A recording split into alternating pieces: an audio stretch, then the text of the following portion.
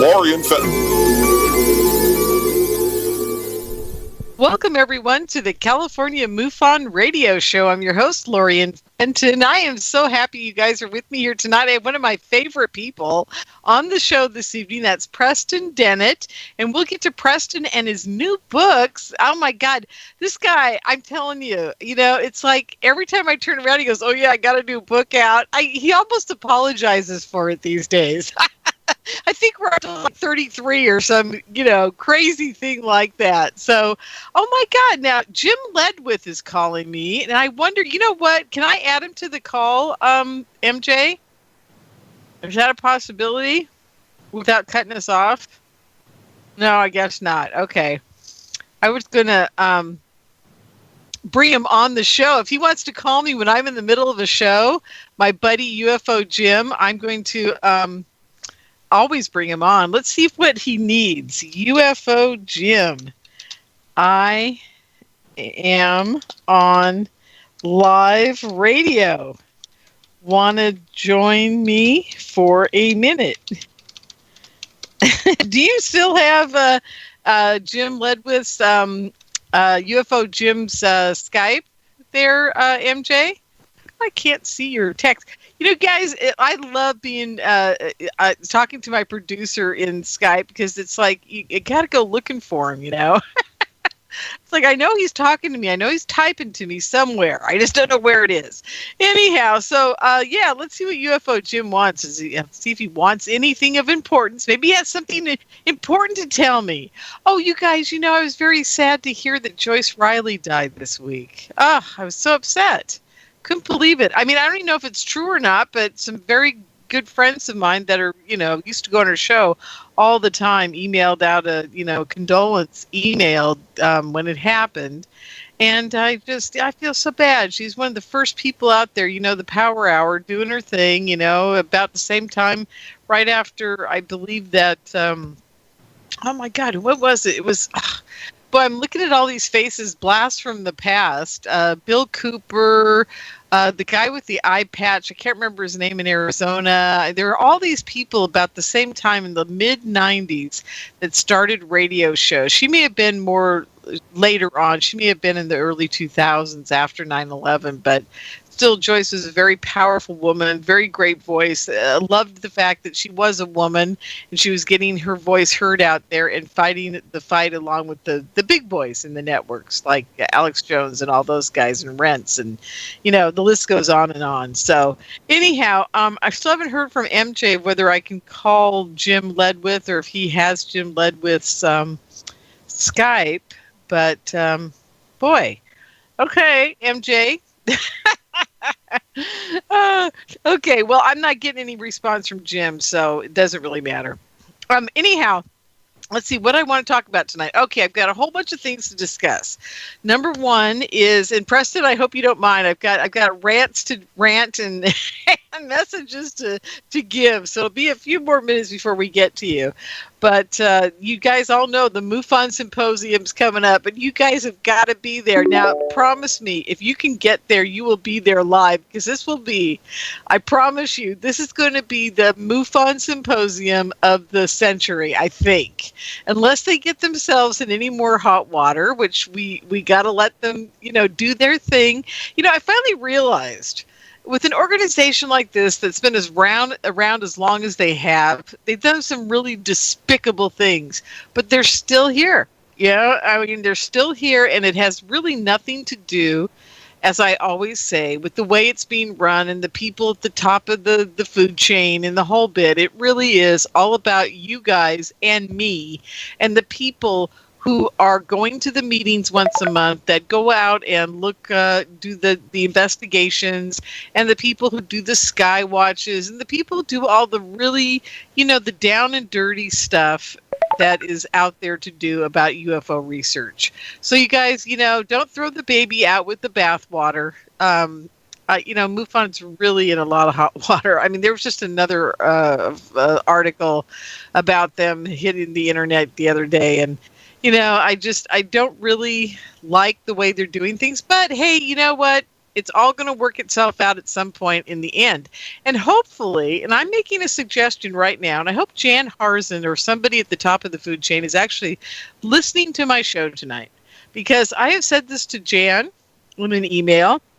And by the way, Jan has been lovely enough to give me a couple press passes for the conference. And I really do appreciate him being able to do that. Okay, now Jim's calling me again. MJ, can I answer it, or will this put my current call on hold? Add to group call. Oh, too late. He hung up. My producer, sorry you guys, needs to add you to the show. Okay, let's see if I can get him to... Okay, now MJ's talking to me. I love it. I'm going from window to window. Soup. What does soup mean? MJ, you're killing me. SUP. What does that mean? Oh, what's up? Okay, you guys, I'm telling you, I'm having a Fellini moment. I swear to God, I'm having one of those Fellini moments. People are communicating with me. Jim Ledwith is calling again. Okay, so MJ, what do I do? Do you have connection with him? Can you call him for me? Nope, you can't. Okay, I'm going to add him to the group call. He keeps hanging up. If I drop you, will you call me back, MJ? Okay, so that's what we're going to do. Jim Ledwith, UFO Jim, calls me back. Must be something urgent, or he wouldn't be calling as much as he is. I've never had him call me like 5 times in a row like that. I will add you if you call back. Okay, let's see if he does. All right. So we're going to take a chance with UFO Jim if he does call back. There must be something very important going on in the UFO world. Anyhow, back to MUFON. As I was saying, the MUFON Symposium truly is going to be the symposium of the century, because there's so many things going on with poor MUFON right now. And like I said, you guys have got to support MUFON. In spite of all the insanity, there's got to be a way to support MUFON at the lower level, at my food chain level, and do that. And what I was saying before Jim called back again was that I have already mentioned to Jan Harzen, like I said, was kind enough to give me press passes to the conference, and he hasn't taken me up on the offer yet, but here's my offer, and this is for everybody at MUFON.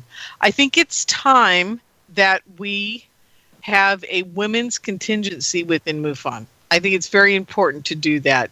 In lieu of a lot of the problems that MUFON's had over the years, I noticed that a good third of them are gender-based issues where the women have been feeling like they are... Oh, and yeah, here's something interesting, you guys. UFO Jim is calling me on my cell phone. I'm going to take 30 seconds to answer it, and you guys can hear me while I talk to him. Hi, Jim. We're live on air. They can't hear you, but they can hear me. How are you doing? I'm going to have MJ, the producer of the show, pick you up and bring you onto the show for a few minutes. How's that sound? Oh, no. I've got Preston Dennett on as my guest this evening. I want to do just 10 minutes. I want to ask you a couple questions. Okay? Okay. We'll call you in a minute. Bye. Okay, guys. Jim thought that I was trying to get him on air to be my guest this evening. That wasn't the case. So what we're doing is we're going to bring him on. I have a couple questions to ask him about the MUFON Symposium. So this will be kind of interesting. So anyhow, as I was saying, what I've offered to MUFON and the whole group there is that they help start building up the women's contingency of it. You know, think of us as the Masonic Lodge. We'll be the Eastern Stars, but we could be more like the Galactic Gals or something like that. I don't care what you want to call us, but I think it's time that we have that. And I think there should be a gender balance board.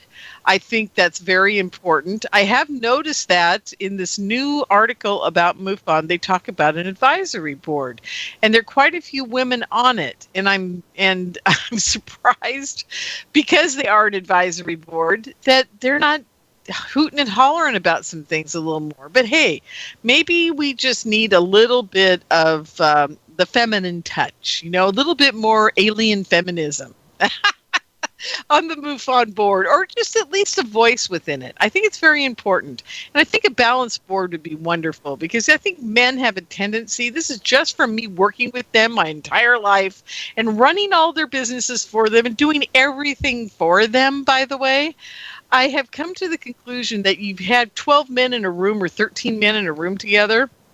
They will never take care of the details. They will always leave that to the people underneath them. They never take care of it themselves. And that's nothing against them. It's just that they just were never taught to do the details. They were always said, you're a leader, you delegate. And I get that. But in a MUFON situation, you can't be delegating all the time, because things never get done. Things never happen. And when they do happen, they're kind of haphazard because the details aren't being taken care of. So I think a lot of the jobs within MUFON should go to women, because I think they get done better, faster, and more efficiently. And that's just my take on it, folks, because I've been doing this for a very long time. I've been running businesses since I was 15 years old, when I started working with my father in his business. So I'm telling you, I know what I'm talking about. I've seen it over and over again. I've been the administrative director of 6 nonprofits in the last 30 years. And I did 5-year stints with all of these folks, and I ran their nonprofits. I know how to do it, and I know what needs to be done. And I know that when I inherited a board full of men, things were not getting done. And if they were getting done, they were only getting done because the women on the committees were making it happen. And I'm sorry, that's just the way I see it. So that's the way we're going to do it. Hey, MJ, I told Jim that you would be calling him. Can you do that for me? Can you bring him on? Do you have his profile, his Skype?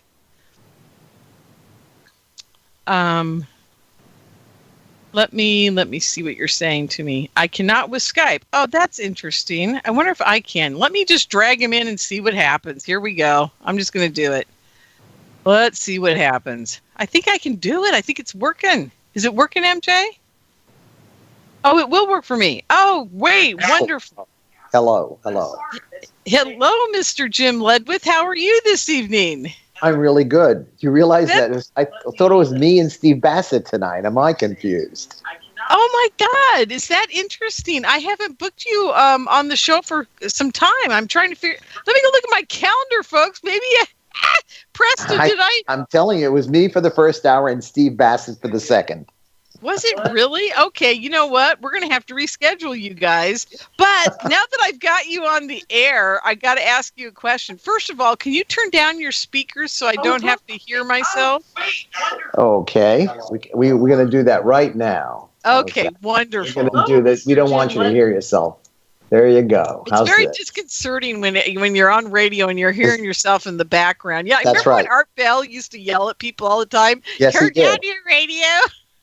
Right. I was thinking about getting that curmudgeon-y about it, right. God dang it, turn down your radio, But anyhow. I think I've had one abduction too many. I thought it was tonight, and I thought Steve was right after me. Well, I'm totally miffed, but I'm going to go check my calendar. Maybe I double booked or something. I've been known to do that on occasion, but very seldom. But you never know. But what I want to ask you is, are you going to the MUFON Symposium this year? I am. I'm going to be in Seattle, Washington. I want to go. That's the one in Vegas. The Marriott? Yes. Exactly. That is going to be a fabulous event. I want to go, but it's a big family event, and I had to. I'm usually always going. Make the choice. Oh, yeah. I didn't make the cut last year because I was doing another event, UFO event, and this year they said there is no way you're going to get out of this. So I'm going to be in Seattle, Washington, having a lot of fun. Okay. Well, that's good, because I wanted to ask, have you been following all the MUFON flaps that have been going on? Several of them. You mean the ones about the body in South America and things like that? No. That sounds very interesting. But no, yeah. I'm talking about when Erica Lukes was kind of she parted ways with MUFON, and then John Ventry parted ways as a director, and then we've had all these crazy things going on within the whole MUFON structure itself as a political organization, as a nonprofit organization. I'm just wondering if you paid any attention to it at all. No, between the extraterrestrials and the research work, I've not paid as much attention as possibly I should have. Oh, well, that's okay. I just wondered if you did, because, I'm asking you because I wanted the man on the street who's a regular UFO guy, I consider you that. I also consider you a researcher and a presenter and all those things combined, and a curator of films and the whole bit. But, you're pretty much like most of the people out there. You got a life, you got things to do, you don't pay attention to all this all the time. And I was just wondering, at what level do people really know about what's going on with MUFON, and does it matter? And I think that's an important question to ask, because I think MUFON is banking on the fact that most people don't know what's going on.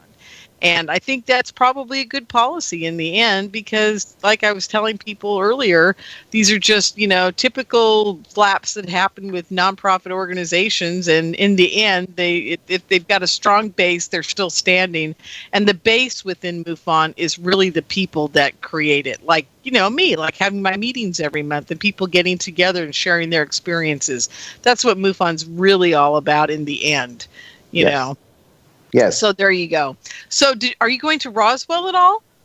Well, if I better get going if I'm going to Roswell. I think Steve's going to Roswell. I know a bunch of people that are in Roswell because it started right about now. Oh, I thought it started tomorrow. Oh, okay. So well, there are people getting there right now. Yeah. Right. Okay. Right. It's getting situated. There aren't a lot of hotel rooms. There's a real problem there because everybody converges on Roswell, and they just don't have the places where hotel rooms, the B&Bs, Airbnb. Yeah, they don't have much of anything in Roswell, if I remember correctly. I think they have 3 hotels, and that's about it. Yeah, and they're lucky to have them. They have, I think, a little more than that. But I mean, here we are. We're in the 70th year of Roswell. Oh, wow, 70 years. And all it was a crash with bodies, 4 bodies, but there we go. What I don't get is why everybody knows about it, but nobody thinks it's that extraordinary anymore. I guess MUFON's doing its magic or something. Because nobody, they go there to celebrate the aliens, but, we keep forgetting, Jim, that we could be just like in that Twilight Zone episode to serve man. We don't even know what they're doing, and we're out there jumping up and down and celebrating them. Don't get on board the 727 that they did for serving man. But that being said, here's the thing. If it can be categorically proved that the Roswell crash did happen, then a cascading series of remarkable possibilities would become certainties. That's true. And those certainties are energy, the administration lying to us from administration to administration. And in reality, we don't live in a democracy. It's an illusion. We really live in some oligarchy. I mean, it is really, really, really, really sad. I mean, that this has gone on. And it goes on and on and on. You have Project Sign, Project Grudge. I think they named it Grudge because they were having a good day. And it goes really on and on. I mean, it is absolutely amazing that we are doing this. And anybody can go to YouTube, and I encourage anyone that would want to do this to do it. Go to YouTube and look up the 50th anniversary. Well, actually, look up the Pentagon press conference with Colonel John Haynes. Colonel John Haynes, United States Air Force, the Pentagon news conference in June 22nd, I believe it was, 1997, where the colonel literally lies through his teeth. I mean, he's talking about... right. Isn't that what he was about? Talk about a give up. And oh my God, I mean, he's talking about bodies. By the way, they never started talking about bodies till the late 80s, early 90s to any degree. But so here he is in 97, and they have reporters in the audience, and you can see this. CNN's in the audience, NBC, ABC, they're right there. This is great. And they're asking him, they're saying, we can't understand, Colonel, how there's reports of bodies, and you're saying that crash test dummies, and reality was that crash test dummies were invented in 1953. By the way, that was Sierra Sam, 1953. That's right. But absolutely. But the event took place in 1947, July or June. What do you have to say about that, Colonel? And the Colonel said, well, people get mixed up. And what we have here is a problem, and it's called time compression. Time compression. In other words, the people in Roswell lost 6 years. Every time I say that word to myself, time compression, I start laughing. I know. And then he goes on to say, well, it could have been bodies that people got to see in a crash that Air Force personnel died in 1956. And then there was another crash in 1959. And I'm just going, OMG, you got to be effing kidding me. I mean, what are you doing? They absolutely hurt themselves so much. But you know what? They didn't hurt themselves so much. I shouldn't say so much. They hurt themselves somewhat, because in the reality, the secret's still somewhat intact. It is. It is. It's somewhat intact. It's like, because we have no proof. And until the day that we absolutely see the films that were taken at the base for this whole event, and they did. They filmed everything. They filmed JFK being assassinated, so I know they filmed Roswell. They filmed everything. The minute film became a reality for this country, for anybody, all the organizations had it. It was just absolutely used for everything. So yes. Anyhow, bottom line. Can I get my website in real quick? Oh yeah, I was just going to say. And Jim, the bottom line is we got to get to my next guest or my guest. Yeah, and I'm so sorry for your next guest who I've been taking time up. But anyway. No, it's okay. I already warned him I was going to do a rant, and then you started calling, and I'm going, God, I thought something happened very big. I was like, Jim's, something's going on. Something must have happened, and he's trying to get a hold of me on the show to let me know. I'm on the craft, and my cell phone's working.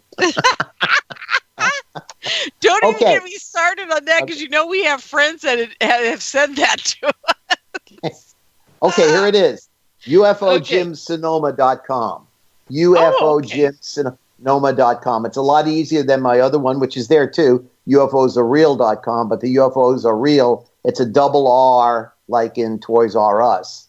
And it was too confusing. So UFOJimSonoma, SONOMA.com. Okay, that is the website, and my calendar's on there. All kinds of information. And there's the radio show booked for tonight that you're not even on. So absolutely. I don't know what Steve Bassett's doing right now. I think he's in LA. I don't think he's I hope he's not thinking he's on the show tonight, because he'll be calling in too. But Preston won't get a word in edgewise. No, you're done. You might as well just go home and let him take over. Exactly. Okay, anyway, sweetheart. Well, it was great talking to you, and thanks for coming on. And I'll talk to you soon. I was going to call you anyhow. So expect to hear from me jingle this weekend, okay? Jingle. Okay, look forward to it. And everyone enjoy the evening. Okay. Take care. Good night. Bye. Good night. There we go. Okay, so folks, here we are. Is MJ and Preston still with me? Preston, are you there? I'm here. Oh, wonderful. Hey, thanks for putting up with all that. Hey, no worries. I had no idea I'd booked Jim Ledwith and Steve Bassett this evening, but, wonderful that Jim was right there on cue calling in, and I kept wondering what was going on, and, so there we are. So anyhow, I'm just going to finish up with that. I want everybody to come to the MUFON Symposium. Please come to it, because I'm telling you, it is going to be a whopper of an event, between all the political stuff and all the speakers that are there that you guys might want to look in to see who's speaking there. Corey Good's going to be there, Andrew Bashago, Mr. Wood, Tompkins. I mean, it's going to be one of those crazy, crazy years where I think everything's going to blow up. And we'll talk to Preston a little bit about this in the show. But I want you to get there if you can. That's MUFONsymposium.com. That's MUFONsymposium.com. And one last thing, I will be broadcasting live from there, and I'm going to try to get as many reactions to what's going on there as I can. Also, if you can't make it, here's one last thing you can do. Subscribe to the it's a package deal. It's not up on the website yet. I heard it was, but it isn't there yet. You can buy the live stream for $79. It includes a membership to MUFON, which is a $35 value. You get to watch the whole conference online in the comfort of your own home on your computer and the whole 9 yards. So I would highly recommend, if you can't make it, if you just really cannot make it, to be there so you can look me dead in the eye and say, oh my God, you were right all along, which I love hearing, by the way. After years of being told I'm the crazy one, it's always 2 years later my friends come to me and say, Lorien, you were right all along. Anyhow, so I just hope you guys can be there in person. If you can't, like I said, do the live stream. Go to MUFONsymposium.com. The live stream should be up there, and buy that and be sure to watch, because this is going to be quite extraordinary. There's a lot of people going there, not just to hear the speakers, but to confront them. And that's all I'm going to say about that. Okay. So, Preston, how are you doing this evening? Doing good. Yeah, doing Great. Well. How's work going? Oh, pays the bills, so I'm not going to complain. I'll try not to complain. You and I have the same kind of drudgery job, I must say. I think, aren't you into some kind of accounting and all that? Yep, bookkeeping, Yep, which, it's got its joys. It's not I love it. I'll tell you why I love it. Because, Preston, I go to my office, I turn on QuickBooks, I do my thing, and everything balances and it's done, and I can walk home at the end of the day and go, okay, I'm finished with my work. Unless there's a whole bunch of weird things going on, which I got to deal with. But, usually it's pretty cut and dry, and that's what I love about it. Very zen, as I say. Yeah, it's a puzzle you get to put together. Exactly, and it really works. Is it the left side of your brain or the right? I can't remember which side it works, but it really works your money numbers, the very logical, down and dirty side that likes numbers and that kind of thing. So it's really good for me. It keeps me at least halfway here. Because I'm a true space cookie, and if it wasn't for bookkeeping, I don't think I'd have 2 feet on the ground at any given time. So anyhow, so I'm just loving having you here. So everybody, what I want you to do is go to PrestonDennett.weebly.com. That's Preston Dennett, 2 N's and 2 T's. PrestonDennett.weebly.com. And in about 30 seconds, Preston, we're going to take a break. But when we get back from the break, I want to first start with how this kind of all began for you, this whole UFO thing that you're involved with, just in case someone hasn't heard you before on my show, so that they can just get a quick idea of who you are. And then I want to go into your new books, because my God, this one looks absolutely extraordinary. And there's one that you did a while back about healing. Oh my God. I just saw your sister's artwork cover. God, that's amazing. Oh my God. Anyhow, and you did one about healing. I want to talk a little bit about that when we come back from the break as well. So here we go, folks. We're going to take our first break of the night, and we'll be back with Preston Dennett. And I promise no more interruptions. You got plenty to hear this evening. So stick around. We'll be right back. Welcome back, everyone, to the California MUFON Radio Show. I'm your host, Lorien Fenton. Really happy you guys are with me here tonight. I want to thank IRN for having me all these years. And I just love being here with you guys on Wednesday nights. I want you to know that. And don't forget, get your app, get the IRN app, and if you can, become a member of the Insiders Club, because that would be really helpful here at IRN. It always keeps the electricity flowing, as they say, and the server humming. So there you go. That would be really, really nice. You can also listen to Pang Radio replays on the Insiders Club, which is always informative. Okay, let's get back to Preston Dennett. And Preston has some amazing books. Oh, yes, I forgot. Subscribe to YouTube. You guys, get over to the IRN YouTube channel. Is it just Inception Radio Network, MJ? Because, yes, it is. Okay, perfect. Great. So go to Inception Radio Network on YouTube and subscribe. I guess we need subscribers over there. I don't know what for. Does it make a difference if we have many or little, MJ? Yes. Oh, it does. Well, many. Okay. I'm not even going to ask why, because I don't do YouTube, so I'm not a big, oh, it keeps you running. Oh, okay. It pays the bills is what it does, you guys. Okay, got it. Yeah. Okay. Perfect. So that's it. So go to YouTube. It'll help. It'll keep us around. We love to keep ourselves around here. So, and you know what's fun about IRN?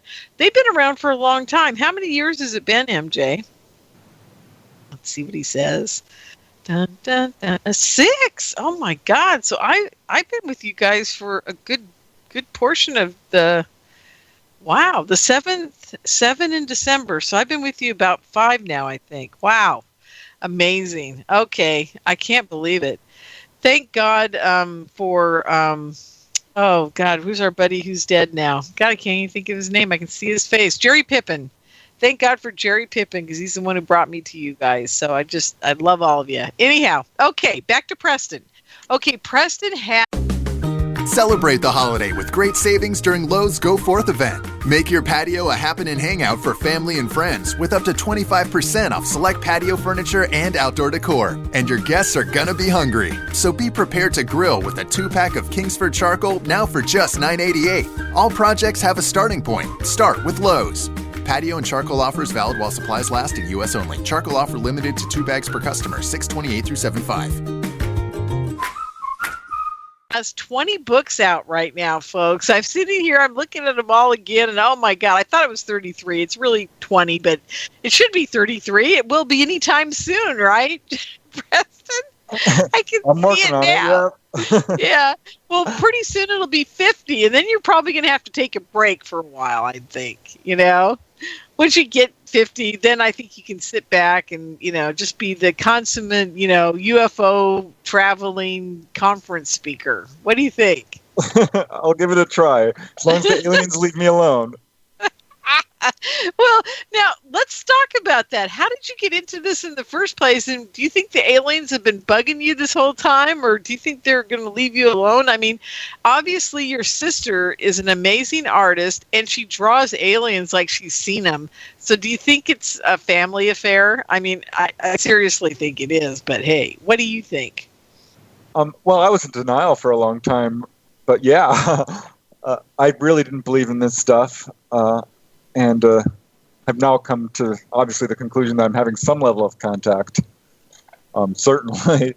But, yeah, I was skeptical of it for a very long time until... Well, do you get... I'm going to ask you some crazy questions. First of all, these are what I ask all my friends who think they are being contacted. Do you have a lot of dreams about aliens?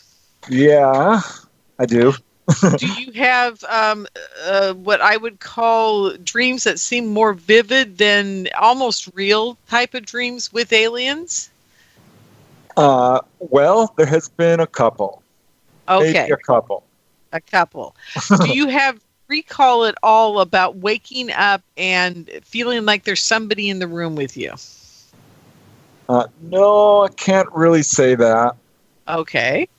Do you have times where you're thinking about something that has to do with aliens and you wonder to yourself, why in the heck am I thinking about this? Because I shouldn't even, I shouldn't even know about it, let alone think about it? Yeah. And actually, yeah, once to the previous question, too. That did happen once. Yeah, I forgot. It did.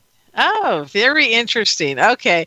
Well, it sounds to me like if you answered like 4 of those 5 questions, you've had contact of some sort. And you could be like me. You could be the person like me that just can't remember a darn thing ever. And I'm very grateful for that, to be very honest with you. People approach me all the time and go, why don't you get regressed and do all this stuff? And I'm like, nope, don't want to know. Don't care to know. Don't need to know. It's not going to change my world any. I'm still going to be a bookkeeper when I wake up tomorrow. And I still got to pay the bills. So do I really want to know about it? Probably not. Not at least not right now. What's your take on it? Do you want to know? I would do it, absolutely, but not unless I can point to something where, I had a missing time. Well, I mean, I've had a number of sightings, some very close up. There was one time, this was very early on, probably a year after I got into this, where I had this little ball of light come right up to my windshield. Maybe 2 feet away. It darted back and forth just a couple of times and then scooted off. And I didn't tell anyone about it, and I kind of forgot about it, to be honest. Right. But I've always thought about that, and someone pointed out that I think it was Misha Johnston. Yeah. She's like, well, maybe that was more than just a sighting, because I don't remember anything other than seeing that. So I don't know. I could have had missing time. But, well, it's not necessarily missing time either, Preston. What I've come to the conclusion of, and so have Misha and Melinda and all the girls, what I call the UFO gal pack. We're kind of like the Rat Pack, but we're more like the gal UFO Rat Pack. I don't know what we are. But What we've really come to the conclusion is that they are so good at changing our reality. And you could have been gone for 5 hours, and they would have popped you back in time, back to exactly where you were, depending on the alien. I think what we've come to the conclusion is different types of aliens have different technologies of putting you back. Some of them, forget to give you the right clothes. Some of them give you missing time. Some of them seem to not care about whether you get back at the same time you left. And others are very meticulous about putting you back at the same time you left so that you just have no idea you were even gone. It's like a fraction of a second in your reality. In theirs, it could have been 5 hours. It could have been 5 months. Who knows? Oh, yeah. I know all about the time travel. I put at least 2 cases like that in the book. Oh, wonderful. Well, that's what we're going to talk about. But quickly again, so you believe you're being contacted. And that's kind of like, is that the calling that you've gotten about writing all these books? Do you think are they pressuring you to do this? Are you doing this against your own will? I have joked about that, and it's not entirely a joke. Really, I know. Trust me, I know. Of all the people I've ever talked to, you're like my kindred soul or kindred spirit, because I do all that I do, and I have no idea why I'm doing it. Because if I had half a brain, I wouldn't be doing any of it. That's exactly. I started out, I'm like, well, this is horrendous. We're being invaded by aliens. No one's talking about it. I can't believe this. But it hit home because there was my brother who's seen a UFO. My sister-in-law saw aliens. My other sister-in-law saw aliens. My nephews, it's in my family, obviously, but not me. And I really have no reason to pursue this, but I just couldn't let it go. I could not let it go. And now I finally accepted, okay, it was years ago. I think after a real close-up sighting, and I was interviewing a lot of people, and it became really clear to me that the ETs were at the very least aware of my research. They'd show me. Or if not guiding it. I absolutely believe they're guiding you. Exactly. At least the good ones. Because, it's interesting. I have been told by an alien being that did not appear to me physically. It just, I could feel it. It was in the car while I was driving, which scared the bejesus out of me. I felt hands come around my stomach and my chest, and then I felt this kind of cold reptilian skin up against my cheek. And I heard, I don't talk about this often. I'm going to tell you guys, though. I heard, "We love you." And it was all kind of a hissy, breathy sound in my head. And then it said, "You're helping us. We're the reptilian rebels, and you're helping us. We love you." And something to that effect. And then it disappeared. And I'm like, what the heck? I thought I was going nuts, to be honest with you. And then I found out later from some other people, including Barbara Lamb, that this is pretty common, actually. And I was like, oh, thank God. I really thought I was losing my mind. But the most interesting part to it was not the fact that I felt it or experienced it. It's what he said to me. because I thought to myself, well, that explains a whole hell of a lot, because I don't want to be doing this. This isn't anything I ever woke up one day and said, oh, I think I'll become one of those crazy UFO people and run around the country talking about UFOs and aliens to everybody I can see and have a radio show about it. And, you know, this will become my life, right? And put on conferences for it. I mean, in my wildest dreams, this is just not even close to what I would be doing right now. Because as everybody knows on this show, I'm an old hippie, and all I want to do is make goat soap and pottery and jewelry, you know? And I'm an ex-professional dancer, and I'd love to belly dance in an old lady's belly dancing class, you know, and stuff like that. And, you know, I mean, it's just, you know, I was a ballerina too, but the belly dancing was the fun stuff. And, you know, this is like the furthest thing from my imagination where I would have ended up, honest to God. You know, I thought I'd be in an ashram somewhere. Yeah. Yeah. So, what was your dreams for your life besides this? Did you have something else you wanted to do? Well, I was directed to this kicking and screaming. Absolutely. Not really. Yeah. It was bad news as far as I was concerned. I know. See, that's what I said to myself, too. I woke up one day and said, what have I done? This is like a nightmare. I'm living my worst nightmare. I'm out here promoting the thing that I think that most people look at you and then they feel sorry for you and they walk away, you know? It's like... Right. But I kind of always knew I was going to do something like this. I don't know. I mean, I was very shy growing up. Never really wanted to do public speaking. You know, TV, all this stuff. Oh, God. No. Oh, my God. You have no idea how horrible this was for me. I have to have therapy just because I have to speak in front of people every week on the radio and speak to them at conferences and things like that. I mean, literally, this was the last thing. I have a speech impediment. I mean, I'm like, are you kidding me? You know, if they told me I was going to be doing all this, I would have said, no way, you know, just no freaking way in hell would I be doing this. And I think you told me once, too, that most of the people I've ever talked to in the UFO community that are out there very boisterous and outspoken and writing books and doing things in the community, mostly are people that had speech impediments or stuttered or had something going on or were very nerdy and thought the last thing I'm going to do is get up on the stage in front of people and talk. And look at you now. I mean, look at me now. It's like, it's amazing.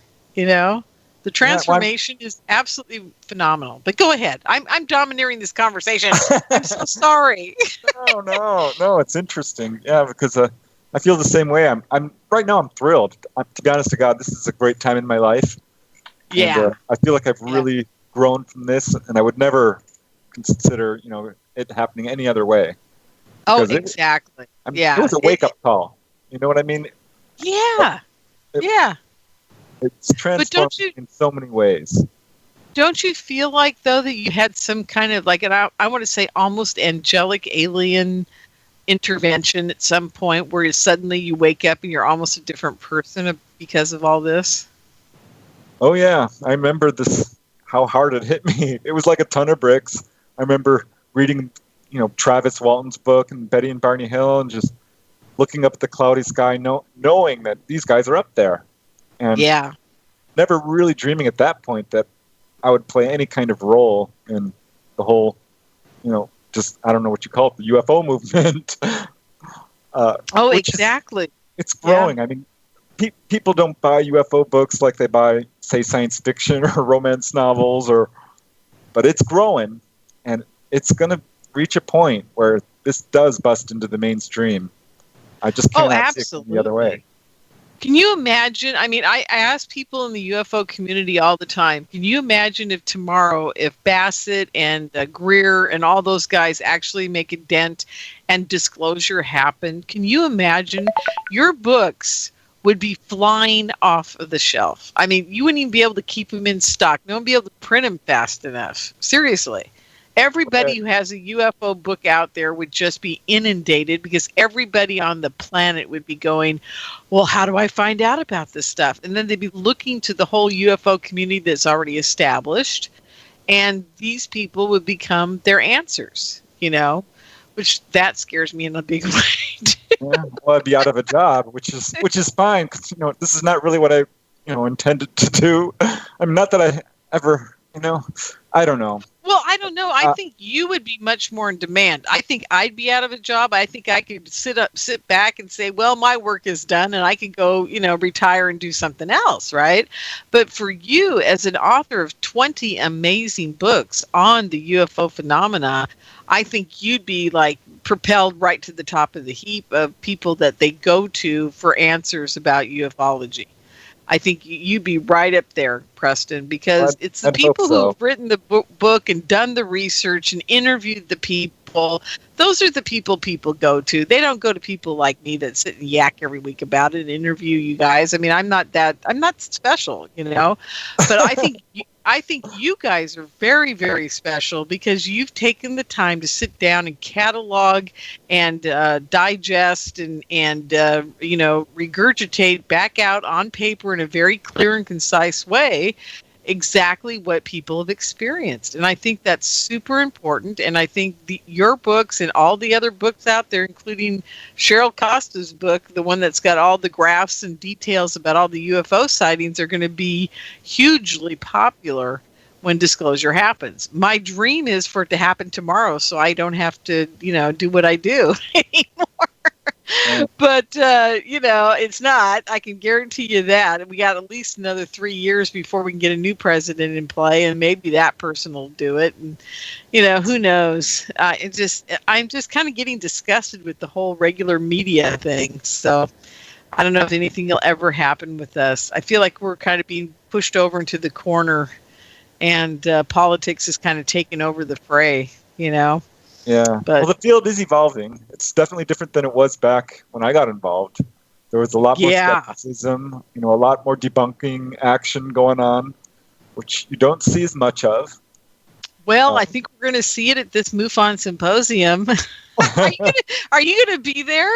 I have no immediate plans at this point. Oh, well, I'm going to, I got to talk to you off air, okay? All right. Just remind me that don't hang up. In other words, I got to talk to you tonight. Okay. Because the MUFON Symposium is going to be very interesting because we have a dichotomy of like people like Corey Goode going to be there, Tompkins, Mr. Wood, which I think you know Mr. Wood pretty well. He's down in Orange County at MUFON, isn't he?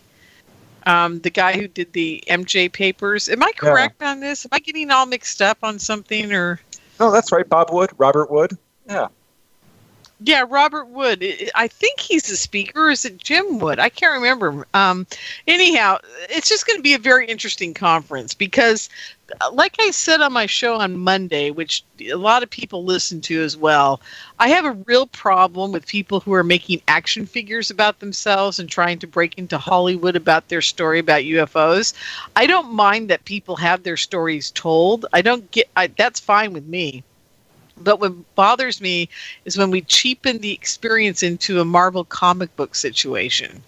That bothers me, and that scares me because if that's what Hollywood's going to start doing to everybody, whereas I'm a little flipped out about it. I don't know about you. Have you heard that Corey Goode's doing that?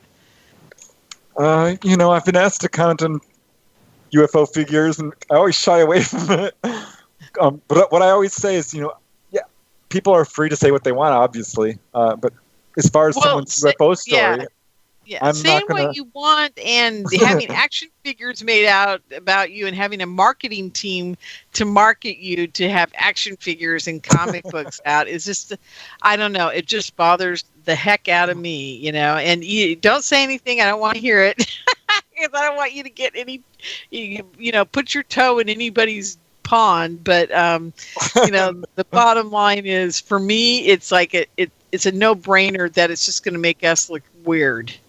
I don't know. Well, this is a subject I take really seriously, actually. I mean, me too. And that's the problem. I look at that as like it's a real affront to and what's even worse, this is where I am going to go on a little rant for a second. What's even worse is the fact that his experiences are not that extraordinary. compared to some of the people I've heard that will never tell their story in public. Their stories are absolutely mind-bogglingly explosive.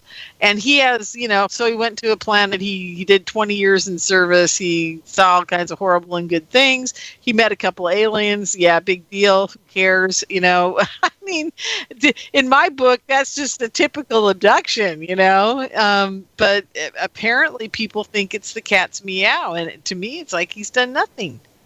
He didn't even fight for us he didn't even fight for humanity in his digs. I don't know.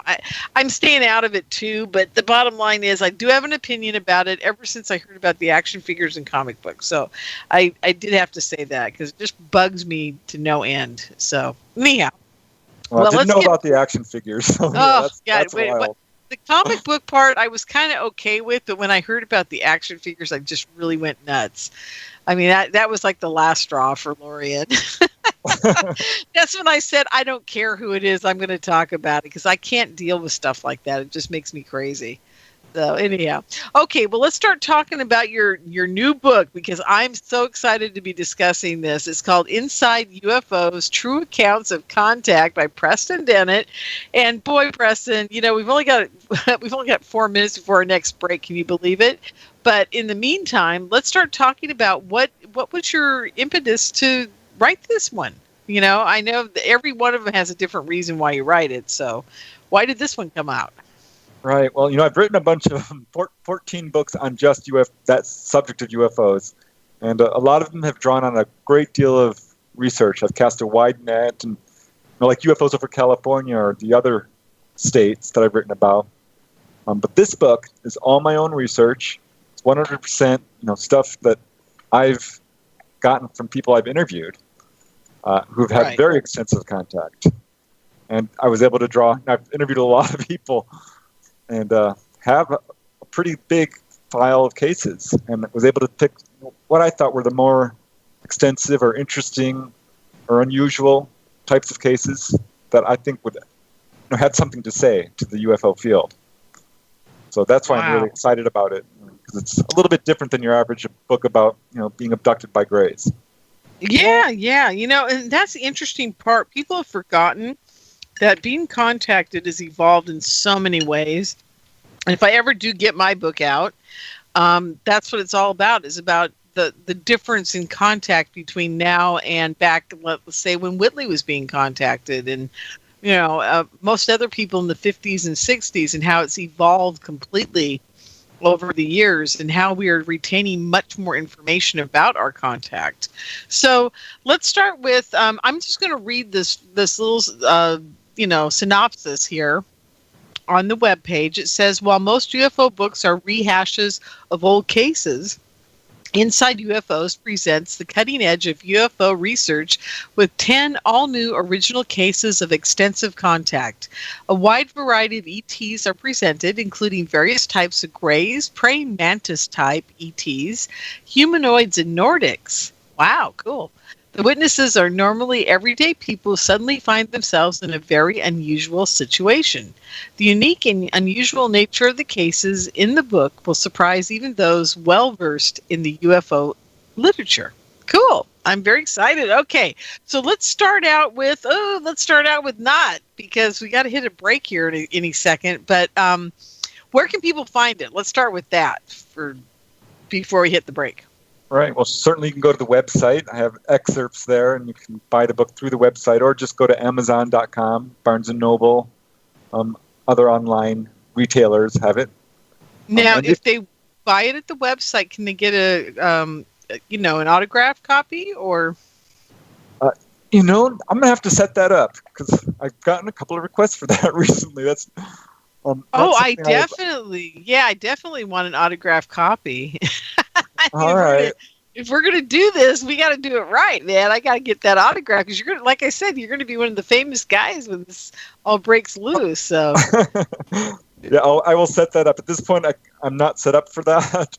Okay. But if someone wants to contact me, certainly, I'm not opposed to that. Sending them an autographed copy.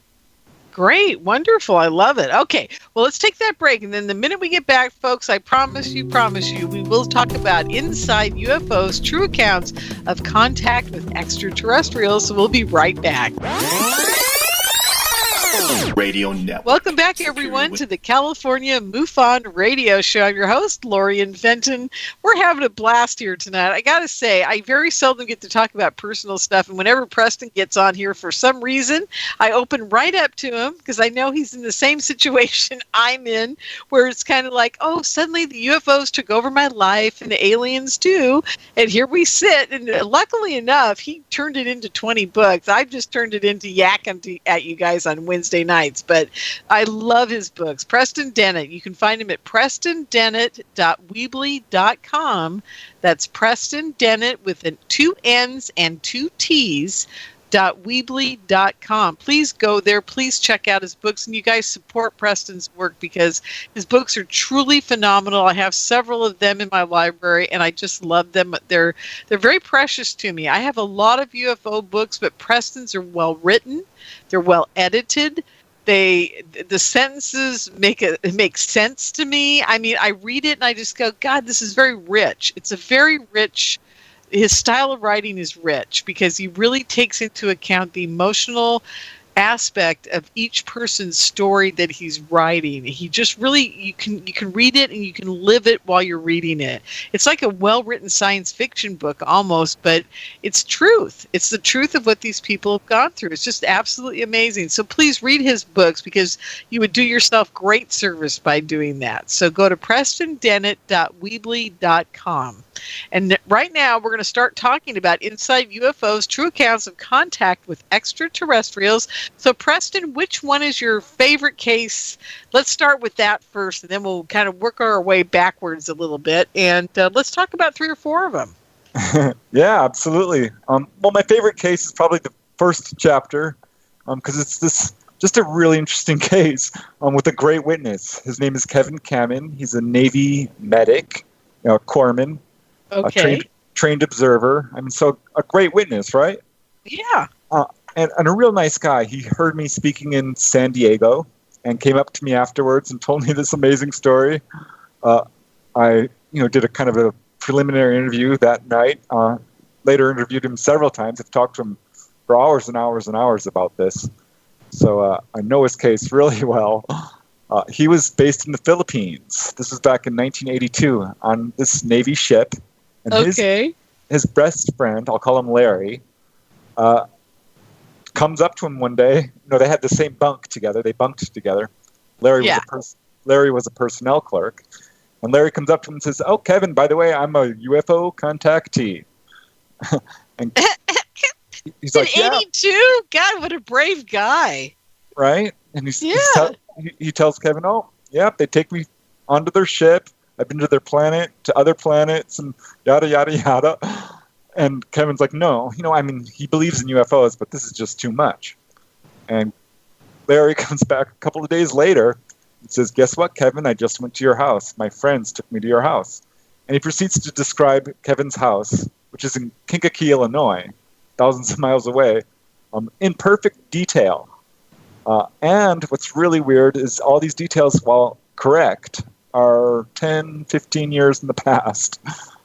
My God. I mean, so how do you make sense of that? It really upset Kevin a lot because it looked like time travel, right? Mm-hmm. Mm-hmm. And so he turns to Larry. He's like, "Okay, I want to meet your little green friends." Those are the exact words he used. And Larry's like, "Okay." But they're not green. No, it turns out they're not. And it's kind of funny how that turned out, actually. So it was a day or, just a little while later, Larry shows up and's like, "Okay, they're coming tomorrow. They're going to come and get you." And Kevin's like, "Yeah, right." And the next day comes and Larry's there. He's like, "Okay, they're up on deck. Go up on deck and you'll see them." Kevin's, in their cabin. The deck is just a short distance away. It's about lunchtime, high noon. And Kevin goes up onto the deck and cannot believe his eyes. There's this giant UFO right alongside the ship, off to the side. Okay, now wait, we gotta stop right there because this is where Lorien's head starts spinning like The Exorcist. Because I'm going, okay, they're on an aircraft carrier, right? No, it's a smaller Navy ship, 600 feet. Okay, it doesn't matter. There's still like 100 personnel on this thing, right? Oh yeah. Okay, at least. Okay, where are all the other people on this ship? Are they seeing it too? That's my biggest question. And gosh, I wish they did, but no. No? They did. No. Oh my God. And, okay. And he ended up talking to the aliens about this, actually. They said, well, we can let anyone see us who we want, and if we don't want you to see it, you're not going to see it. They told him that flat out. Yeah. So and that's what he did. He ran to the nearest guy, the mess cook. He recognized him, grabs his shoulder and says, look. And looks, mind you, this object is bigger than the ship, which is 600 feet. So, and it's incredible. It's really beautiful. It's covered with colored lights. This is daytime. So he's screaming at them, and they're not paying attention to him. He's grabbing them, shaking them, and just not responding at all. The next thing he knows, he's not on the Navy ship. He's looking down at it from above, and it's receding pretty darn quick off into the distance. And he looks up and sees, metallic walls. He sees a metal floor, kind of like a grating, and realizes he's been taken on board, right? Yeah. So he freaks out. He's like, oh no, I'm AWOL. And hears a voice in perfect English. That'd be the last thing I'd be worried about, but go ahead. No, I interviewed another Navy guy. He's also in the books. Same exact thing happened to him. I mean, really close. And he also thought the same thing. I was like, oh no, I'm AWOL. And he hears this voice. Kevin does. And says, no. It's a perfect English, a male voice. It says, no, they don't even know you're gone. And he was too afraid to turn around and is looking out the side of the ship. And it turns transparent wherever he's looking. Sort of like there's a window, but there isn't. This is something I've heard before, but it's a weird detail. And so a lot happens. He says he got a little bit confused, but what he remembers is finding himself in this ship over his hometown. It's daytime. So again, there's this time travel aspect, because it was daytime where he was. It can't be daytime in the Philippines and in Kankakee, Illinois. Right. And he's hovering over the church. Lowe's has you covered for all those projects on your summer to-do list and will even help you save. Give your home a whole new look inside and out with $10 to $40 off paint, exterior stains, and resurfacers via rebate. And add a pop of color to your porch or patio with flowers. Get your choice 2 for $10 basic 1.5-gallon hanging baskets. All projects have a starting point. Start with Lowe's. Paint offer valid 6/21 through 7/5. Exclusions apply. Plan offer valid 6/28 through 7/5. Color and selection vary by location while supplies last. U.S. only. His mom teaches, and she's in there, and he can see through the walls of the church, and she's writing on the chalkboard, and this ship moves a couple of blocks over the town to where his father works as a banker, and again he can see through the bank building, and there's his father having a meeting with executives, and this voice comes in his head and says, your parents are honorable people, and they did a good job. Kevin's like, okay, this is getting confusing. There's a shift. Maybe he doesn't remember what happens next, but what he does remember is looking down through the bottom of the ship this time, and he sees what look like craters. He's thinking, okay, is this a bombing desert area? It looks like gray sand. It looks almost like the moon, he's thinking. And boom, he comes up over the horizon, and there's the Earth. Very small. He says he nearly crapped his pants. Couldn't believe it. And he started asking them questions. And this is where it got really interesting. And his case is what I would call an outlier. It's different from a lot of people because he got a lot of information. And each question he asked, they'd answer it instantly. He's like, where are you from? And suddenly the room, which was about maybe 30, 50 feet across, doubled or tripled in size. It changed size, it grew, and turned into a star chart, 3-dimensional. And he could see our planet, you could see the sun and all these different stars. And way, way, way off in the distance was this tiny little red light and it was blinking on and off. And they said, that's us. And he's like, what's your planet? They told him. Couldn't remember it. It was a very long, unpronounceable word. And they told him all sorts of things. They told him they speak all the languages of our planet fluently. They told him they're in contact with all the major, quote, major governments and are trading technology with them. They told him, he asked about Roswell. They said, yes, that did happen. And that there really? Yes. They told him there are other races that are in contact with us, not just them. He asked about God, and they said, we can't talk about that. We won't discuss race, religion, or politics. So No, you gotta find that pretty funny, don't you? That must have been that's their only sense of humor, is to tell us that they're going to be like us. We draw the line and everything. We could talk about, right? Sex. We could talk about anything, but when you get to race, politics, or whatever, religion, forget it, buddy. It ain't going to happen. I think that's funny. Oh my God. I do too. That really I thought it was also interesting because we struggle with those issues, certainly. Well, yeah, you think they give us a little advice in the 3 areas that we're so screwed up around, right? Yeah, well, they did give him advice, but it wasn't about that. The advice usually falls into 3 main areas, I found. Alternative energy, alternative spirituality or healing, and what they told him. They told him, when we started exploding nuclear bombs, this caused an alarm to go off throughout the galaxies, and everyone came rushing to see us. And that it actually started what they called a countdown clock. Oh, no. And they said, your destiny will be fulfilled, and these events will happen. And they showed him. And he couldn't tell if this was like a movie. It looked real. It looked 3-dimensional real. Sure. And I've experienced that, so I know exactly what you're talking about. I haven't experienced it on a ship. I had a vision that was given to me that I could have sworn I was in it, doing everything in the vision and living it, right? Absolutely real. Yeah, absolutely real. I mean, I wouldn't know the difference if someone had said if someone had grabbed my shoulders and basically kind of woken me out of the physical state I was in, which is probably just staring into space like an idiot. It would have been like, oh, I was just in another place. I would have felt like I'd just been brought back from another reality. Absolutely. So I get that.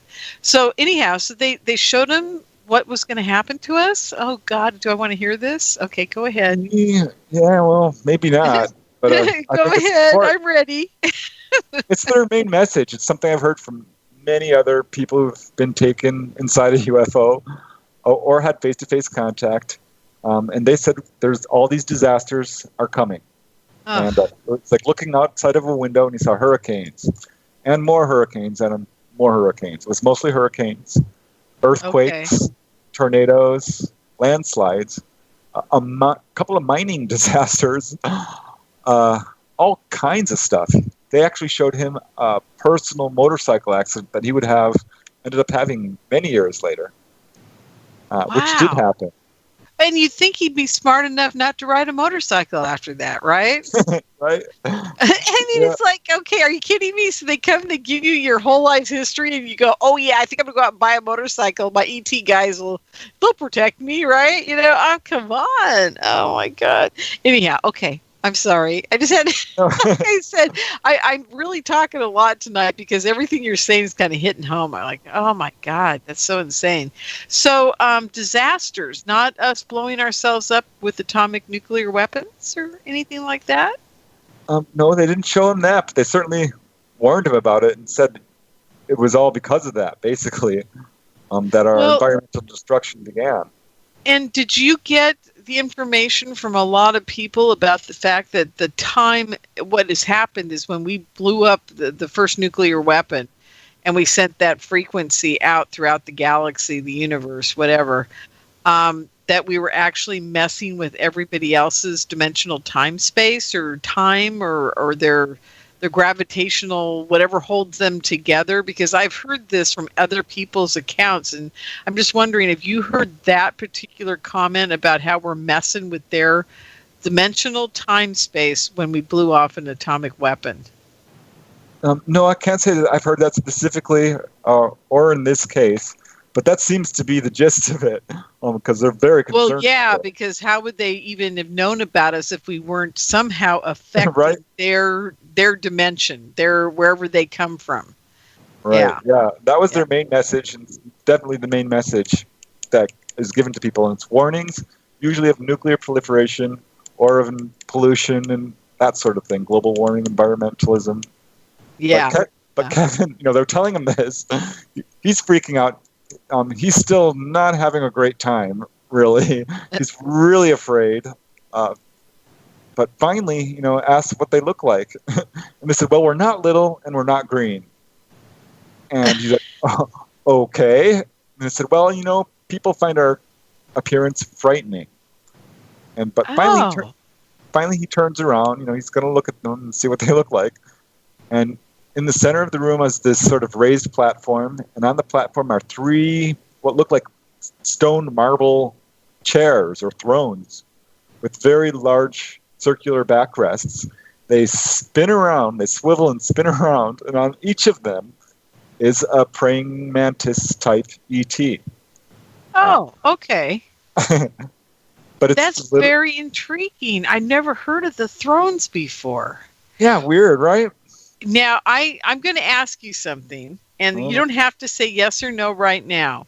But I've got a concept for a new book, and I think you're the guy to write it with me. And I just want to throw that out at you right now so you can think about it, okay? And I'm going to do it live on air. So if you decide not to, it doesn't matter. But I just want everybody to know I'm thinking about writing a very interesting book. And Preston's the only person I've interviewed in a very long time that would even get the concept I'm talking about. And he was probably interviewed enough people to help me do more research into it. So I'm just going to throw it out at you now. But having said that, the part about the thrones intrigues me, and why did he think they were thrones instead of just space chairs or a chair at the office or something like that? Did they look ornate? Were they... No, they were just kind of white stone, he said, or white marble. But were ornate in one respect in that the backrest was a very large, not circle exactly, but semicircle. Okay. And oversized. And with armrests. And just... With armrests? Now, see, doesn't that strike you as odd for a praying mantis to have an armrest? I mean, that just strikes me as the oddest thing. Are you sure? Now, see, this is the reason I'm asking you this is because I'm beginning to wonder if they don't let us see what we need to see, that our brain can still handle what the surroundings. I mean, first of all, you're looking at a praying mantis. Now, what if that chair actually looks like a slithering snake wrapping itself around the praying mantis, holding it up? Like a big old amoeba or something, or what do they call those things? An anemone. What if it looks like a giant anemone that's like, doing something really weird, and we don't understand the concept of it, but it's their chair, okay? So our mind says, oh, that is just too weird for me to handle. And they say, okay, so it's going to be a stone marble white chair instead of a white slithering snaky amoeba like a Medusa head, And maybe that's what's going on here, because I'm saying to myself, Preston, really? And praying mantis needs armrest? This doesn't seem right to me.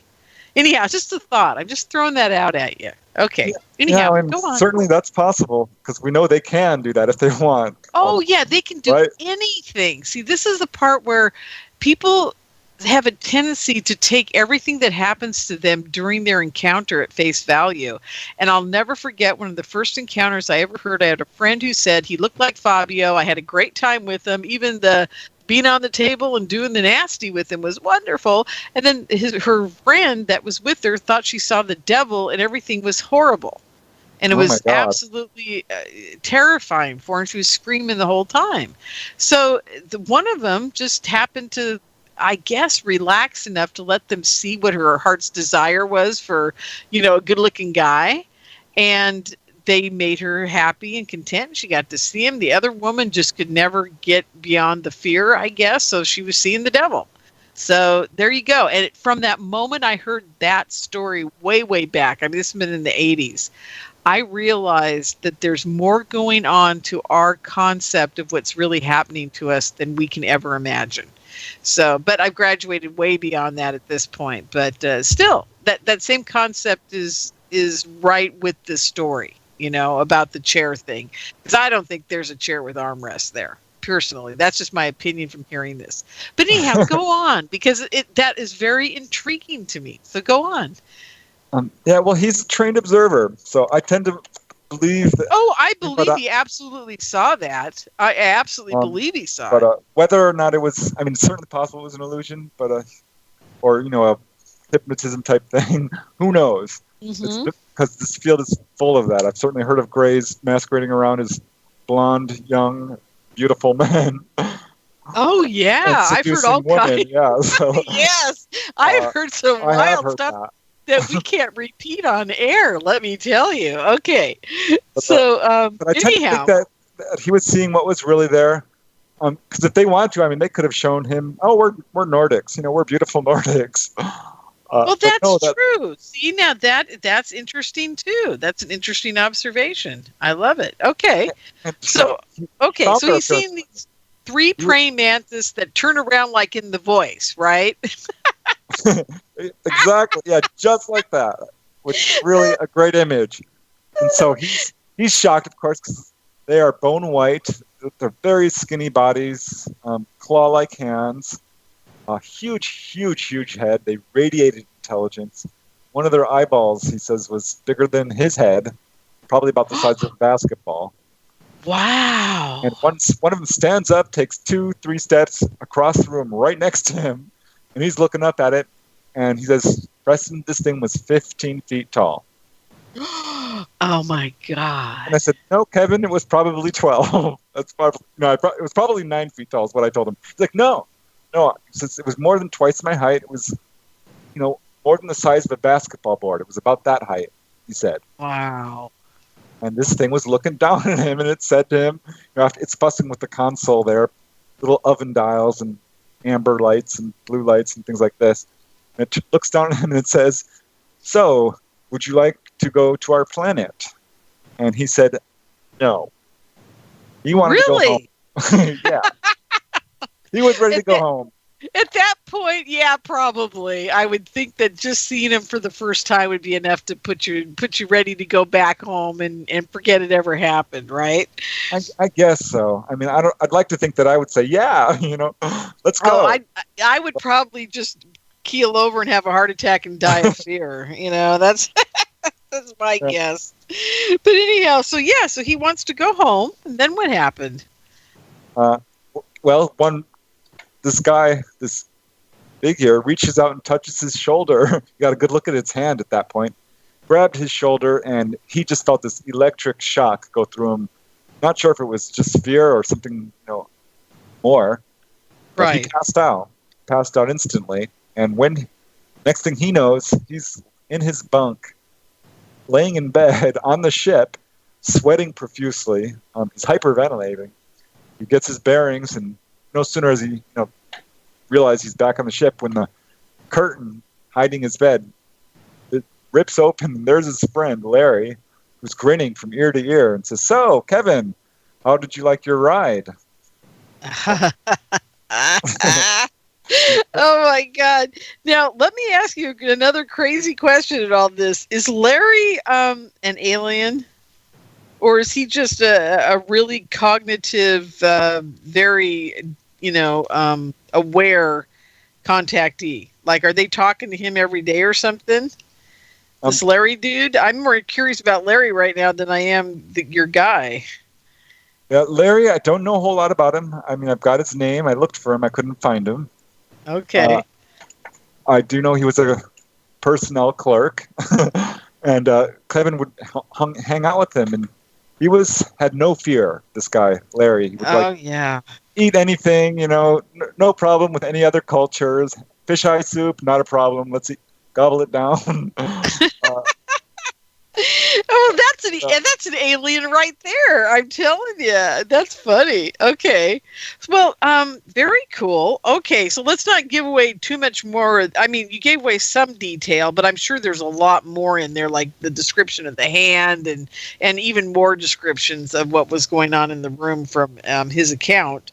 So let's move on to another. Oh my God, I can't believe it, Preston. We're hitting another break already.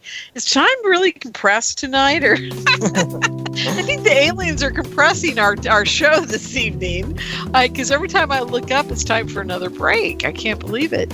So when we get back, let's talk a bit about. Oh, well, you pick the one you want, but I do want to get the book on the healings from aliens at some point in the end of the show. I haven't been in the chat room. Oh, you guys, I'm going to come in there right now and get some questions for Preston from you guys. Okay, so we'll be right back, and I promise you guys I'll be in chat room in just a second. Radio Network. Welcome back, everyone, to the California MUFON Radio Show. I'm your host, Lorien Fenton. We're in the final swing of the show tonight, as I say, the last chapter. Let's see. I'm getting in the chat room right now. You guys, I'm so sorry I've been out all night. Some nights I forget to be there. And I don't know why. I love you all. Oh, Durhuffins and Sky are in there. Yay. Hello, you guys. Okay, so here we go. I'm going to say hello, and what I'd like you guys to do in the last 5 to 10 minutes of the show, you guys can give me questions for Mr. Preston Dennett. And Preston, questions, please. That's what I'm typing right now. You guys can hear me typing away, just like the old days when you can hear everything. Hi, Sky. Hi, Durhuff. It's good to see you. 2 houses in there. Oh, it's MJ, me, Durhuff, and Sky. Okay, wonderful. So we've got the 4 of us in there. And, questions. Oh, scroll back for questions. See, these guys have been doing their job diligently, and, of course, I haven't been there. They've been asking all night. Of course they have. Oh, my God. Okay. So, Preston, we got lots of questions for you. I can't believe it. I roll in here, and it's like the whole screen is full of questions already. See? No. Oh, my God. That's funny. Okay. So, let's talk about one more case in this book. I want to talk a little bit about the healing book, because I always find that book to be so fascinating. It's just truly one of my favorites. And, so what's your next favorite case in that book? Oh, gosh, probably the other Navy guy, I would say. Jim Kubelbeck, an electronics engineer. Okay. Trained in recognizing aircraft, part of the submarine hunter squadron. A great witness. And went up on deck of the USS Valley Forge while it was stationed in the Mediterranean Sea and saw these UFOs, these amazing lights off on the horizon. Runs down below deck, calls the bridge, and says, "Look at the lights. Do you see the lights?" The bridge officer says, "What lights? We don't see anything. What are you talking about?" A complete lie. So Jim hangs the phone up in disgust, runs to his locker to get his binoculars. And as he's opening his binoculars up, his crewmates start kidding him. They're going to say, "Oh, Jim, you probably bought some rocks." Because everyone got, on shore leave, they all got ripped off. And he pulls out his brand new binoculars. He's like, "Nope, they're brand new. Come on deck. There's UFOs." And most are like, and they didn't even go. But you got about 10 people to go up there and look at these UFOs. And they were still there, these bright orange lights. You could only see them if you looked directly at them. If you looked in your periphery, they were gone. And wow. Yeah, weird. There were other weird things. He goes below deck again, calls the bridge. They're like, no one's up here. And he's like, "What? What do you mean no one's up there? You don't see these lights?" And they're like, "What are you talking about?" And they're like, he says, "I want to talk to the officer in charge." And finally they said, "No, you can't. We're damn busy. We'll have to call back later." And to make a long story short, he goes back up on deck. The shift turns, and the lights go away. The next day he wakes up, checks the news sheet. There's nothing in the news sheet. He calls up the bridge. He asks about the UFOs last night. They're like, "What? Nope, there's nothing in the log." He has to speak to the officer he spoke to, and the officer says, "Oh, that person was flown off on shore leave." Another lie. It's impossible. They're in the middle of the Mediterranean Sea. Oh, and, wow. So he goes back. Here's what gets weird, Lorien. He goes back into below deck and is in the locker room again, and opens his locker, and his crewmates start kidding him. They're like, "Oh, Jim's gonna find out he bought a bunch of rocks." He's like, "What the heck are you talking about?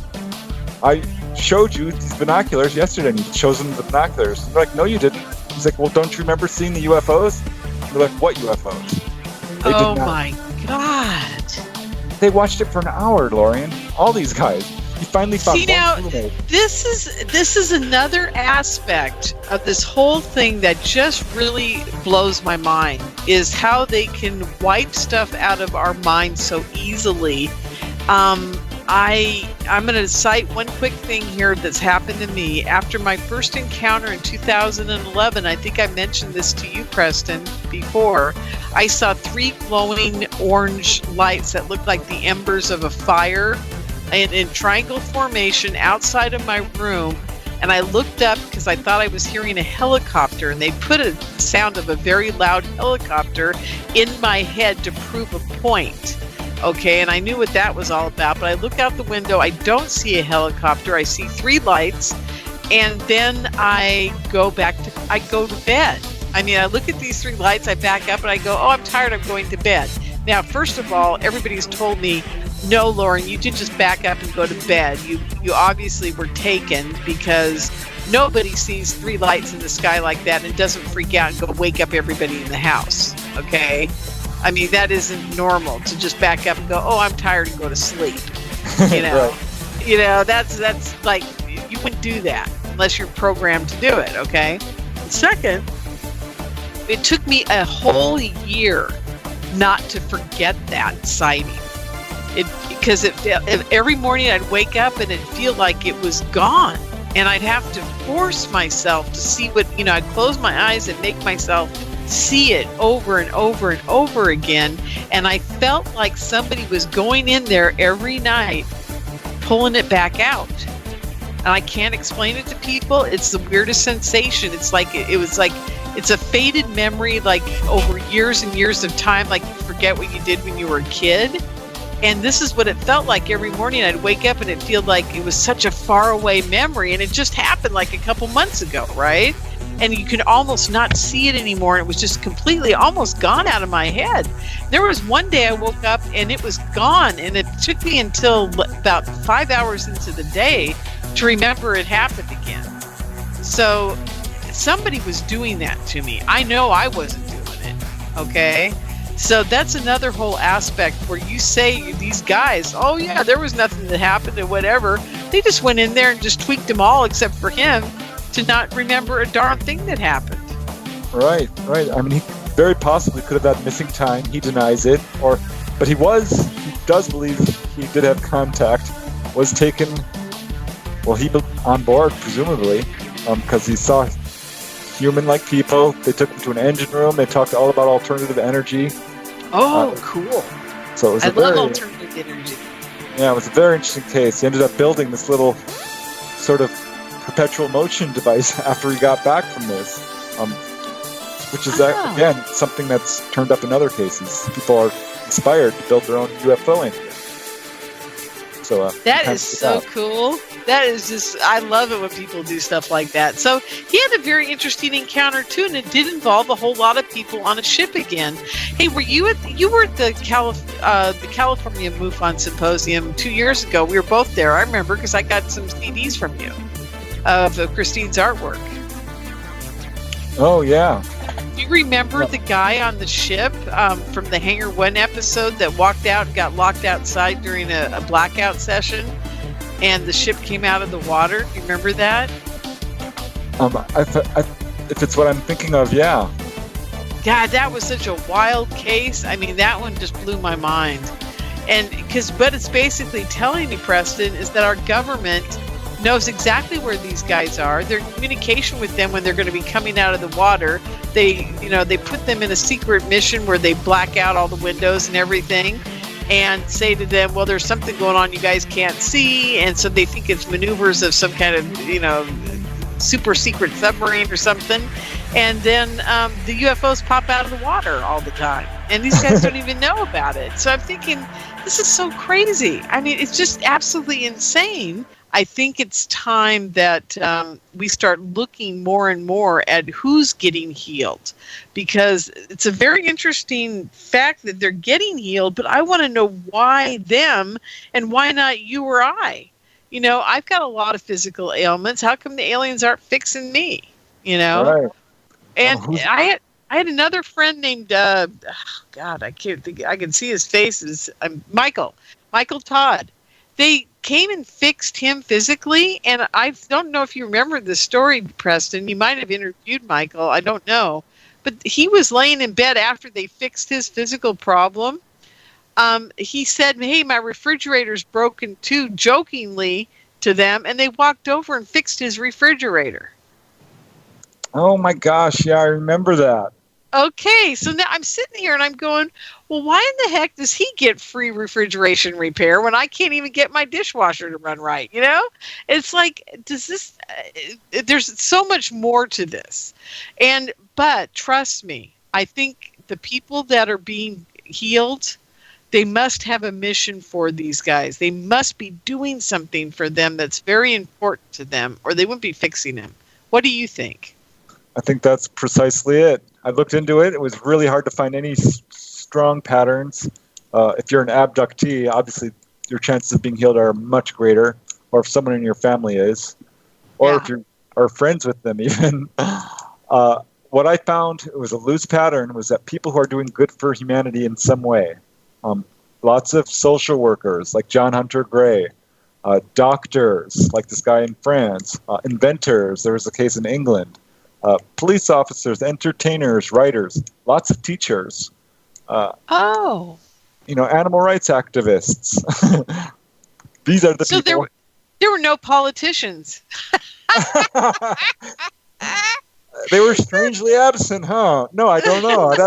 I'll have to look into that. Oh my God, that's funny. Oh my God. No lawyers either. I didn't hear a single lawyer in there either.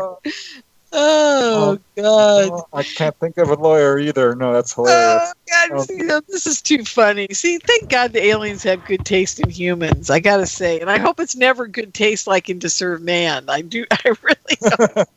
But I think they're healing people. They don't know it. I mean, they're very possibly healing people. They said there's a certain karmic contract a lot of people have that they can't heal them completely. One lady, she had her life saved, but was left with a lot of injuries after a car accident. And they told her, you died, but you weren't supposed to die. We fixed you as much as we can, but you have to go through this karmically. Yeah. Now, I understand. It's very interesting. They've saved me several times already. If it is them, whoever the voice is that was screaming in my head for me to pull to the left or get in this lane or do whatever, which I've talked about a million times on my shows, they have truly, truly fixed me. Or kept me alive. Let's put it that way. Many times. And now I know why. At the times I never knew. I never knew why they kept saving me. It's because they knew that later I was going to be doing all this crazy stuff for them. So, right. So that's what I think's going on there. Yeah, sounds like it. Yeah, there we go. Well, anyhow, okay, we got... Lowe's has you covered for all those projects on your summer to-do list and will even help you save. Give your home a whole new look inside and out with $10 to $40 off paint, exterior stains, and resurfacers via rebate. And add a pop of color to your porch or patio with flowers. Get your choice 2 for $10 basic 1.5-gallon hanging baskets. All projects have a starting point. Start with Lowe's. Paint offer valid 6/21 through 7/5. Exclusions apply. Plan offer valid 6/28 through 7/5. Color and selection vary by location while supplies last. U.S. only. Questions for you, my friend. We've only got 8 minutes to do them in, so let's see how fast we can get through these. If anybody else has a question in chat, be sure to throw it in there right now because I've been pasting them in. And so here's the first one. It's from Durhuff.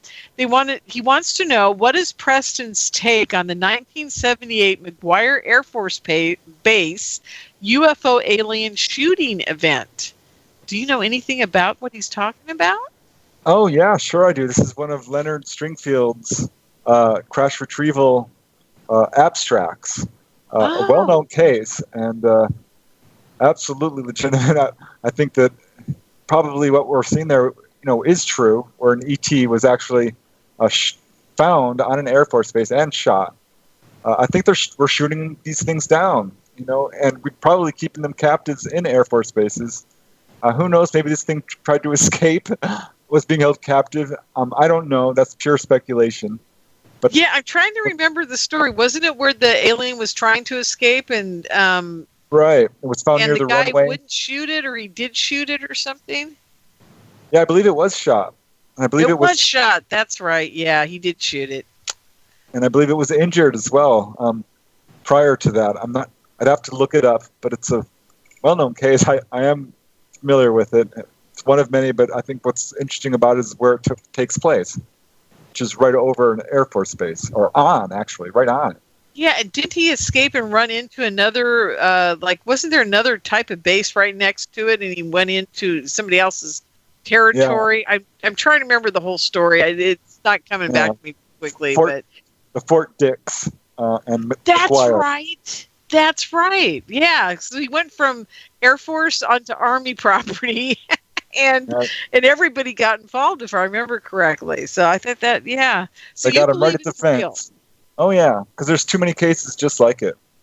Oh, my God. Too many cases? Preston, seriously, of escaping aliens? Oh, my gosh. Are you kidding? I mean, oh, my God. See, yeah, go ahead. I mean, Leonard Stringfield really only touched the tip of the iceberg. And I don't think we've gone anywhere near to what's really going on with all of this. There was a book called Rachel's Eyes. Oh, yeah, I remember that book. Right. That had a lot of interesting information in it that showed me, how often these things are crashing, and probably a lot more than we realize. We're shooting them down. They're crashing. We're collecting the aliens as fast as we can, but not all of them. They're trying to get away as well. So isn't that crazy? Okay, next question. That's wild. Okay. Durhoff also wants to know, what is Preston's take on the anomalous video claiming NASA alien contact? What? I didn't know about this thing. You know about it? Well, NASA has released quite a bit of video, or there's a lot of video coming from NASA, which shows UFOs. I mean, from the International Space Station, to the shuttle. All kinds of stuff has footage taken from there. It looks like there's an extraterrestrial parade out there. I can tell you that. It's a lot more active. I do think NASA's absolutely covering up.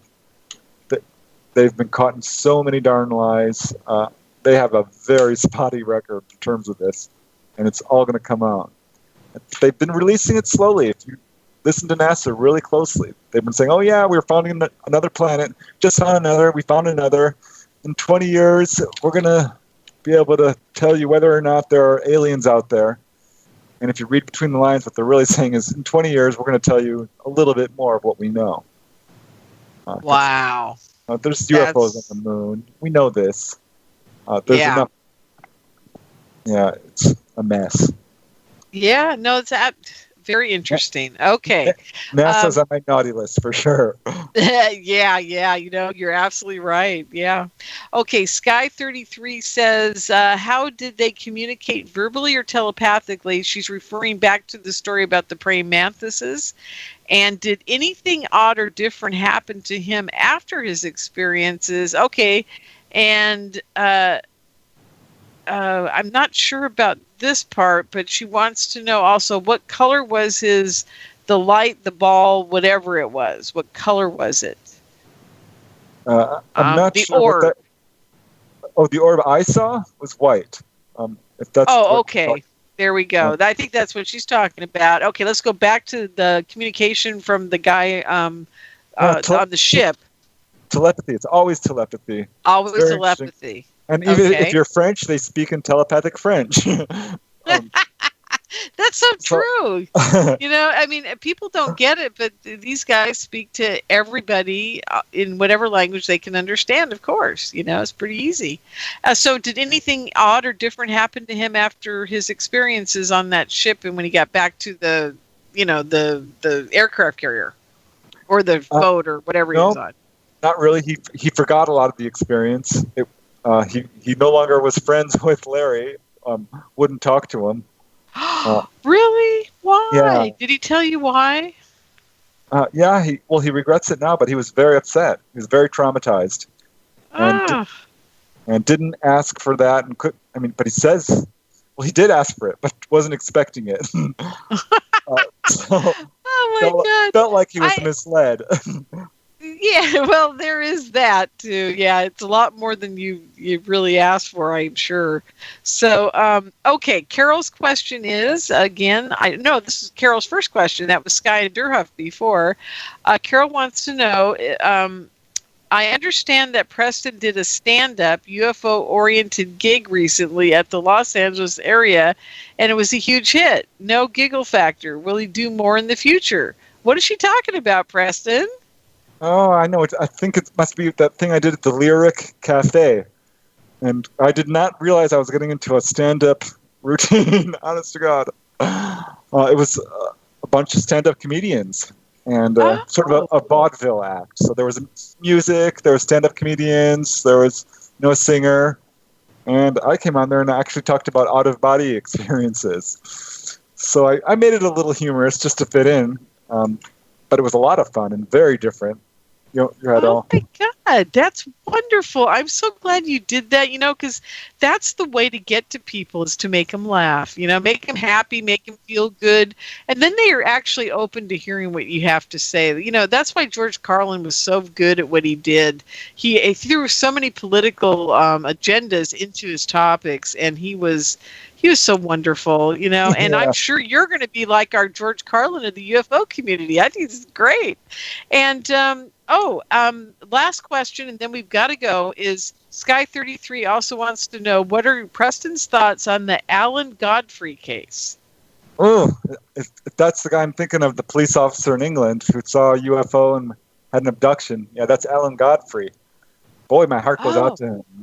What a case. This guy's a police officer, sees this UFO, tells his fellow officers, his superiors, and gets mercilessly ridiculed, even though there's physical evidence, even though a bunch of people in the area saw UFOs on that same night.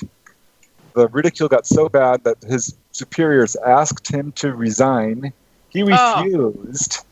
They took his police car away, gave him a bicycle. So humiliating. He was healed. Is he suing them or getting his job back and everything, or what? This was some time ago, and this is not the only person who's suffered career-wise as a result of having an abduction. Because he later did find out he was actually abducted. He was healed of infertility. He was not able to have children. And suddenly his wife is pregnant. And he's like, what are you doing? Are you sleeping around? And she's like, no, honest to God. And he goes to the doctor, and the doctor's like, oh, my God, I don't know how to explain this. But, oh, my God, that is so freaking wild. I love it. Well, Preston, on that note, we've got to go. But you guys, please, please, please, I'm telling you, I don't do this often. I don't. But I'm telling you, buy Preston's books. They are amazing. Keep them. Preston is going to be one of the guys out there in the future that people are going to look to and go, yep, he had it right all along. Look at all these cases. He's done his research. It's PrestonDennett.weebly.com. Please go there. Please support him. He's one of my favorite authors in the UFO community, and he is so... not that he's overlooked, but he shouldn't be overlooked. That's number one. And number two is, you guys have no idea what a treasure he is for our community. He truly is. So please support him. I really would appreciate it if you would. So there you go. And I'll see you guys hopefully next week. And let me see if I even know who my guest is. I don't. It probably is supposed to be UFO Jim and Stephen Bassett. That's what my guess is. So anyhow, you guys have a great night. And Preston, thank you so much for being with me. I appreciate it. Hey, thank you. It's always a pleasure. Great. Thanks. Good night, everybody. We'll see you next time. Celebrate the holiday with great savings during Lowe's Go Forth event. Make your patio a happening